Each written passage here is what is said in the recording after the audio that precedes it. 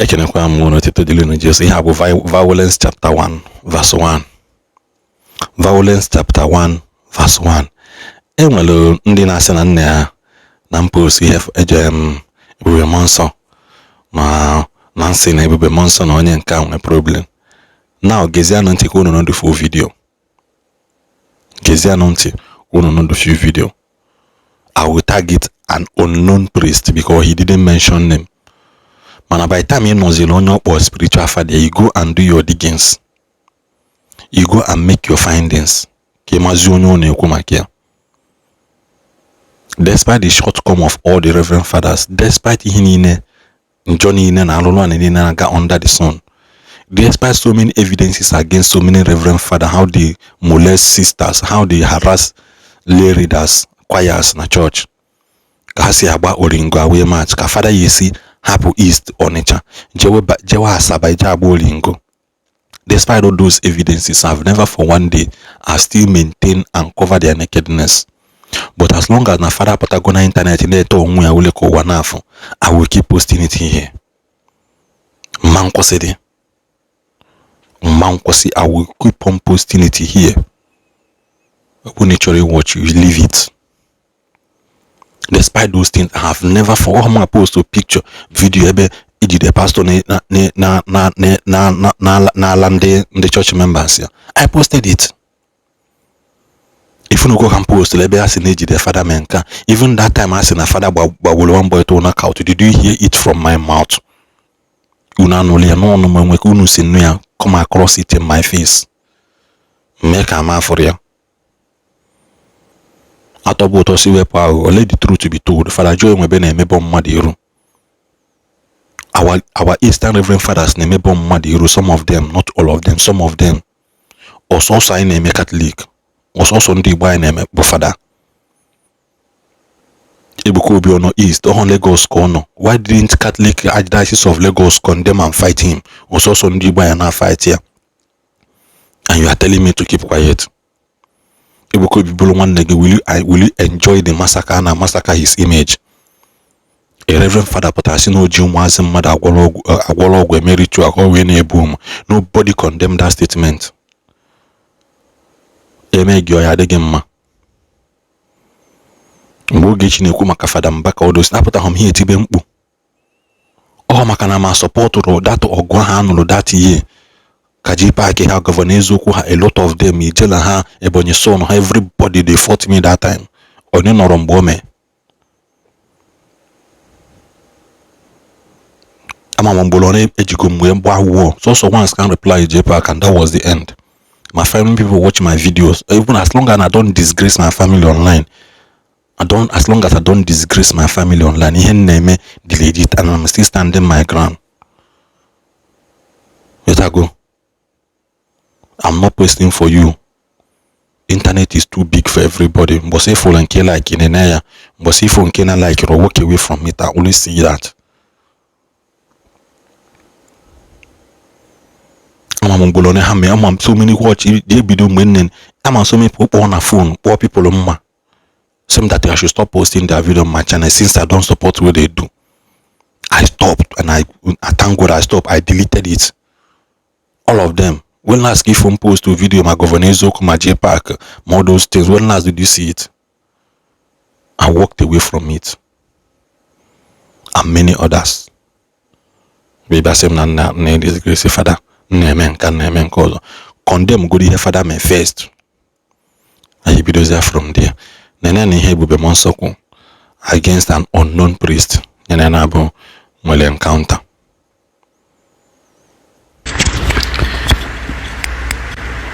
Who is this priest that Ebube Mounso is referring to? Create this pharaoh in the name of priest that Ebube Mounso is referring to, or the similar noun to that of Evangelist Bukobi, or the similar noun to that of Evangelist Bukobi, Watch this video. Watch this video. Often I see people in the social media talking and defending, defending. Those things are what are irrelevant. Your time is valuable. Don't allow anything to cripple your time because you have limited time. There was a priest who was attacking me then. A priest? You know, a brother in the prayer ministry. In the prayer ministry. You know, when he said that I'm copying him. Copying him. Stealing his instrumentalist. I did not steal. You know, even in them name, if Holy Spirit one. Mgbe kwuru something like the evangelist Ebuka Obi Jezukolo instrumentalist somebody. Mgbe kwuru evangelist Ebuka Obi Jezukolo instrumentalist somebody. Who is this priest saying na Father Ebube Mounso na copy here? Who is that priest? Who is that priest? Let us continue. Regardez. Ebube Mounso forever. Also, you're not coming to this mamarom. Oh, what's out there? I did my track. Amen and amen. Amen. Telling people to go and warn me. Imagine. And that time I was newly ordained. You know, a man that I revered as a father. As a father. Can you imagine? A man whom I revered as a father. As a father. Now, who is that? As he was attacking, I was praying and blessing. I don't know, Kyle. Praying for him. At the end of our adoration, I will tell all the adorers, raise your right hand up. We started praying for all the prayer ministries in Nigeria and all that. So I was surprised one day to see his text message. That was after years.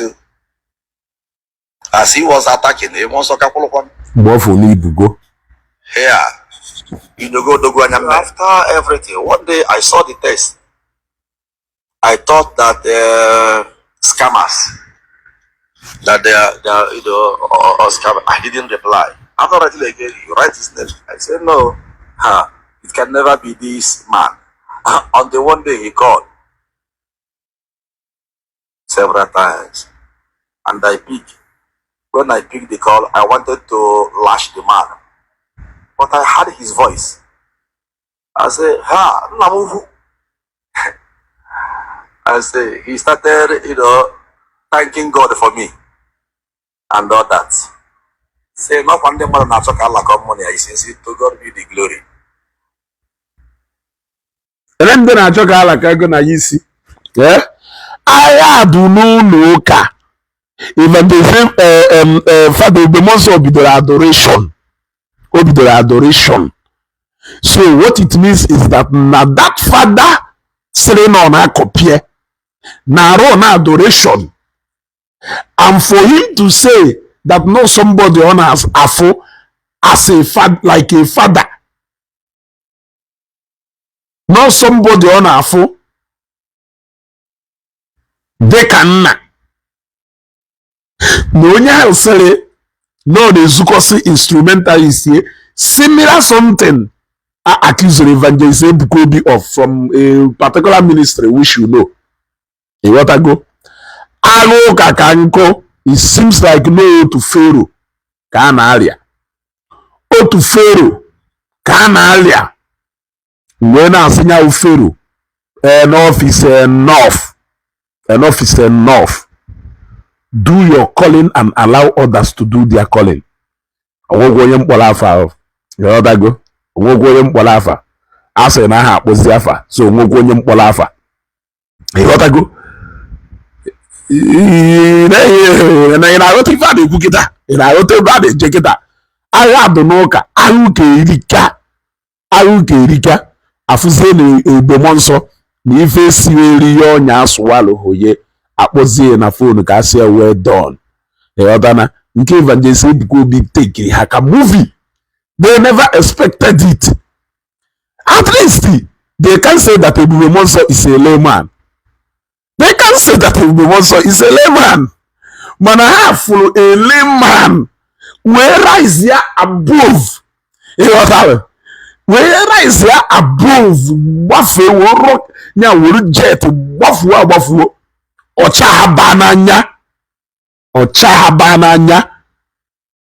habananya. Ito onwe okwulu. bupụta onwe nke ebunarị ibulu because ibu ka ọ na-anị nke ebunarị ibulu nke ebunarị ibulu. Quit jealousy. Quit jealousy. Jealousy cannot take you anywhere. Unu niile ewu soul winning ka unu pụtara. Whichever way onye ọna yesi wee kọtara chukwu mmadụ. Si melu je. You cannot be the Elijah of anywhere. You are not the Alpha and Omega. You cannot be the only man standing. You cannot be the only man standing. It's not possible. It's not possible, man. You can't be the only man standing. Here I go. Oblo nake ya alu olwa, nake ya alu nwolwa. Chetakwo no onwe onye mkpọrọ afa. But based on the happenings recently on Facebook, your guess can be as good as mine. Onye mkpọrọ afa anyway. I'm just here to make a common sense. Use Ebube Mounso's experience. You will think Evangelist Ebuka Obi. Then you will see exactly what is happening. You will see exactly what is happening. Now the priest, Ebube Mounso tata because no father kurie. Also na the priest, meaning no a father, meaning no a father. You can't talk to a father. Now no hosi a layman kurie or a father kurie. Every day nke okpo ana-achọ so ko recruit evangelist ko recruit Father Ebube Mounso. Father Ebube Mounso echiakwana experience with ifo suffer n'aka a priest. I want to know how you are going to address that. How are you going to address that? You cannot address that one because not a priest or the direct who not a priest. Now who is that priest on a like a father? Who is that priest to be the adoration? That same priest now see here no copy if one name no instrumentalist here. Tell yourself that truth. Yeah, it can be the likes of Odomiriha because obviously Hanchani name in the same time higher with the same grade with Ebube Mounso. We can only know somebody who has been old in that ministry. But Mapafa Manowo no nya nye change ewezi but ọnwụ na ọhụnya wuru nke a wee mara na ya adụ n'ụlọ ụka okwu ha na-asa anya wụ mmadụ ya ekwe ya apịa m ịtarị ihe ege ihe igecha ya ịnụ ya igecha ya ịnụ ya anyị eji ekwuru rụọ ọrụ a anyị eji anya ukwu rụọ ọrụ a hapụ na onye chukwu kpọrọ ọkpụkpọ oku ka ọ zọọ ọkpụkpọ oku ya. There is time and season for everything. Yes, there is time and season for everything. So we do greater than you have done. Yes. So we do greater. Isn't it no go mutaro somebody? You will always want that person to do far more better than you. Okay, if you mataro at the end of the day, kakotaro chukumad. Ogo say na aga abulaga bidoro tata. It's just that na evangelist Ebuka Obi fanchani ne nonola. Evangelist Ebuka Obi wo baferu. They wish that na ha capture here. Young, they wish that my hand captured here early enough, but sad enough when they have now gathered the wumbo woke carry go shoki woke carry give and they carry and go carry a banana iti or carry her. I'm a na father that no onion neku ka Ebube Mounso. I don't want to misquote Ebube Mounso, but based on what you have said, your guess can be as good as mine. But all no believe in nature. A hotana, all no believe in nature. Wolunka we malo na agha adonoka. Agha adonoka. Agha adonoka.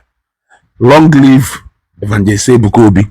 Long live Father Ebube Mounso. And long live all the people who are working in the vineyard of God. May God bless and may God bless all of them. Long live Elijah of Enugu. Long live Jesus Christ of Enugu, the Alpha and Omega, the Obrigwogo and Obrigwogo, the A to Z. We should all bow down before him. Share this video.